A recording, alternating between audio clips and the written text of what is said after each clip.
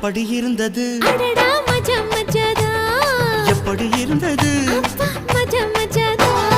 முதலில் என்னை தொட்ட போது எப்படி இருந்தது அடடா மஜா மஜாதா முதல் முத்தம் தந்த போது எப்படி இருந்தது மஜா மஜாதா